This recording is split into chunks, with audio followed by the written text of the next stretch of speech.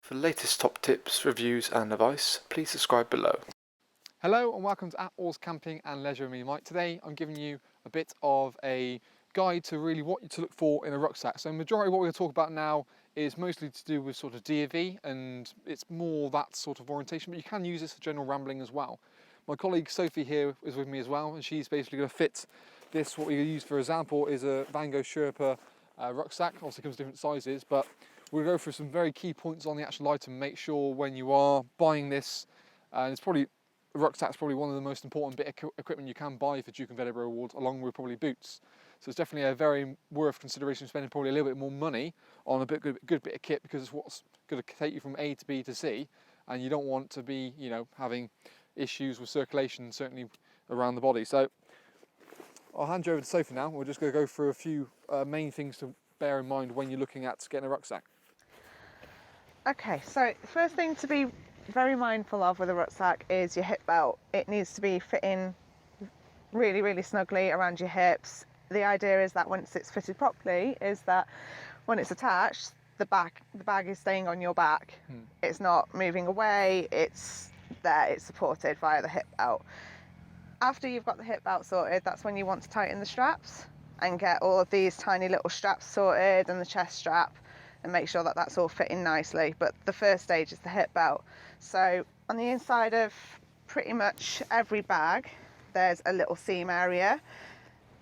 This is on a majority of bags, and it's really good for a rough guide for where your hip needs to be. So you need to feel for the very top of your hip bone, and imagine that the very top of your hip bone is sitting right where that stitching is.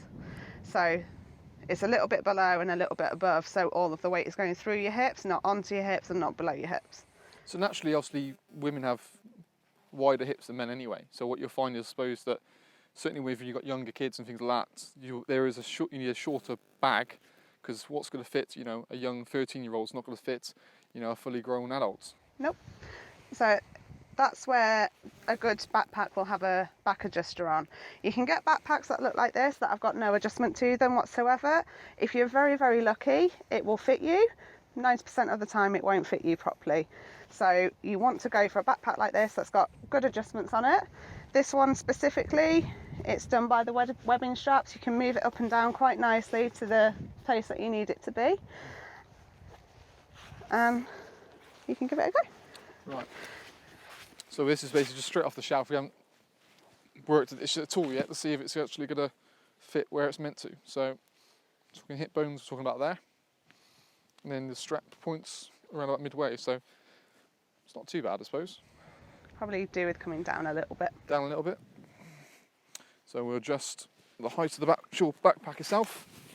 So I know Van Gogh have something called sort of self-adjust system, so it's something that's easily adjusted, and like Sophie said, is it just simply webbing straps to adjust height. And yet again, as you imagine, with that point to there, for, like I say, a young sort of 13 girl or even a boy, it's going to be a lot different to, say, me being, you know, 6'2", you see. So the small little adjustment in that makes a massive difference, because, like I said, majority of the weight you want to be putting for the hips, because it's just solid bone there. When you don't want really to be putting too much weight between the top of the shoulders, because you've got a lot of veins and stuff circulating to the hands. So thank you very much.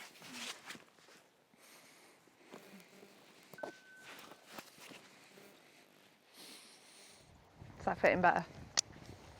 Yeah, that feels like it fits around the hips, but a lot better actually, to be fair. So if you tighten your waist strap up so it's really quite snug.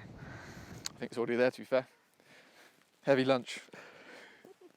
Okay, so if I undo these, you should find that it'll sit. So now the straps are fully undone, you can see that the bag's actually staying on.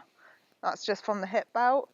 So after you've got this sorted and we've adjusted the back, you want to tighten these up.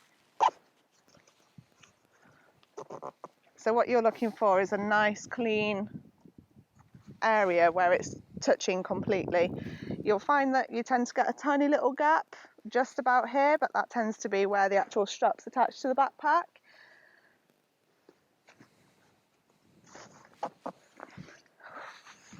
So on the other side.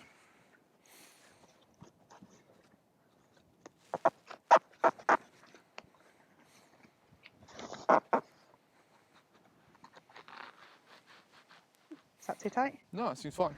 Okay. How does it feel? It's actually pretty comfy, to be fair. Yeah. I said it's not, at the moment it's not a huge amount of weight in the actual bag itself, but you can kind of get the idea, and it doesn't really feel like you've got too much of a rucksack on at the moment. These need to be moved up a bit.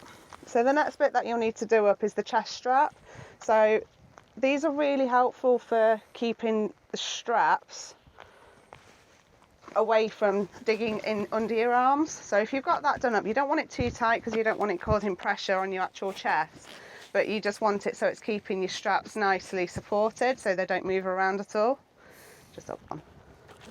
So, joys of that. It's quite a nice little system, actually. Often you find it can be sort of like a slider system for sort of the chest strap, but I think, yeah, again, it's just a simple little clip system on this particular Sherpa bag that seems to work quite well. I mean, this sort of whole fitting thing is something we do in store as well, so if need be, you can always come into us and we can quite happily make sure that you've got the right equipment. And again, because it's one, like I said, the most important thing you can really buy for D&V is a decent sort of rucksack. But one thing to be very mindful of with this though, as you said, we do fit in store, but that strap needs to be roughly where this is now across the chest. If you're female, you want to be just above the bust line for obvious reasons. no, it's definitely much better. But yeah, like I say, fits pretty well.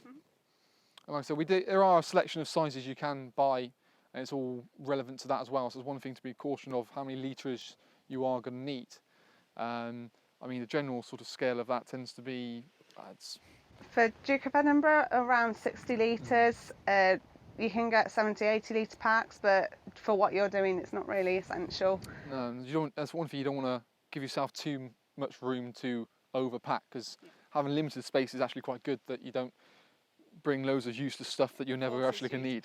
It does, yeah, and that's what works out really quite well. But I mean, generally, I think, you know, it's, apart from the main sort of points, it's pretty simple. And like I said, with a good sort of solid rucksack, I know this particular one is recommended by Duke of Edinburgh as well, and I know Van Gogh in particular do a range of that is D&V, they twin up with Duke of Edinburgh itself to make sure that you're buying the right kit for what you need to. So it's definitely worth checking out the range of D&V kit that Van Gogh offer and we have in SOP.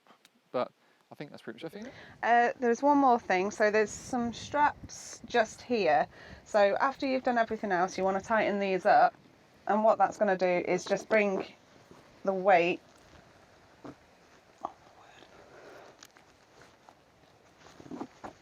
there we go. So it'll bring the weight closer to your back. So it doesn't feel like, it helps it to stop it from feeling like it's moving back off your back. Bring it closer to you so you're in a more natural position with it. I'm sure that can make a difference. If you go in incline or decline, you can surely adjust that as well. Yeah, you can Just to stop you it constantly Tipping pulling you and- back or pushing you forward. So you've got, like I said, the ability to adjust that and make sure you're constantly steady. Yeah. Yeah, so that's It quite will good. help. Hmm. You can also, with all the Van Gogh packs, they've got a little grey tab just here where you can adjust it. So if you're particularly petite, you can move this forward to about here, and that means that you can bring the bag closer to you if you've got a really small frame. I know Van Gogh do a particular shorter length body as well. So certainly for your sort of smaller people, it's definitely worth looking at because sometimes the general back length is going to be too big for them anyway. So certainly I've noticed it more in the shop when we've come to fit young ladies, is the fact that really you want that shorter length, because otherwise it just sort of sits too high. So yeah, there's a special range, usually has an S on the back of the pack to say it's a shorter bodied. But yeah, like I said, any more questions, of course, contact us at Attwoolls in store, or obviously comment in the video below.